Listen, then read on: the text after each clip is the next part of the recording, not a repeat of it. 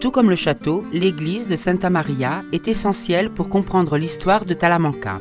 Son existence se trouve étroitement liée au repeuplement, à la fondation du château et à l'apparition des premiers habitants médiévaux.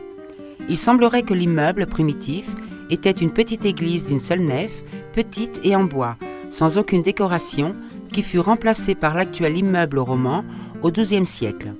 Le résultat fut un immeuble structuré à partir d'une seule nef, avec un étage en croix latine et abside semi-circulaire. Plus tard, au XVIIIe siècle, un important agrandissement se fit avec la construction de nouvelles chapelles.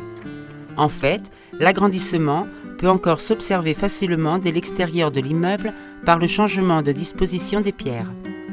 C'est à ce moment que le clocher fut refait, qui sort de la cime d'un portail orné avec des chapiteaux sculptés et une archivolte travaillée.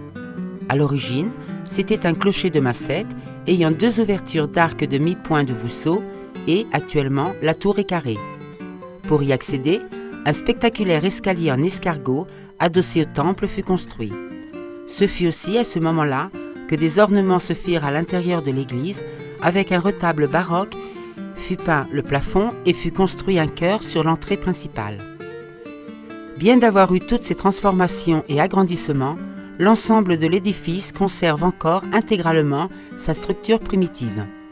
L'aspect intérieur de l'église est ordonné et curieusement réhabilité et se remarquent les petites peintures romanes qui se conservent encore à l'abside formée par de petits ronds avec une croix. Justement, un des principaux éléments d'intérêt de cette église est son intérieur.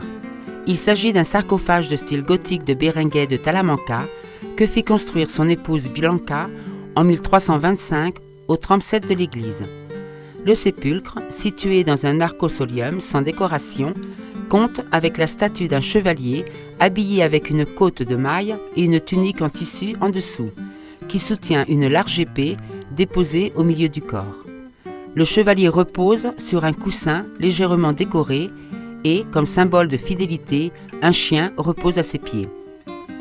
Au devant de l'arche, il y a 6 reproductions du bouclier du lignage de Talamanca et une inscription funéraire qui dit « Ici repose le seigneur Berenguer de Talamanca, mort le second jour du mois de mai de l'an 1475.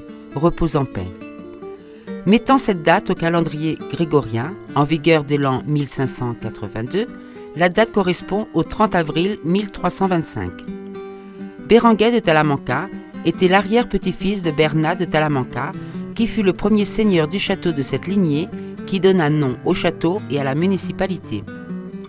Très proche de ce sarcophage, il y a une petite porte qui conduit vers un tunnel qui unit l'église avec le présbytère, situé juste devant. Il semblerait que cet espace fut construit pour faciliter l'accès à l'église au curé dans des moments d'insécurité.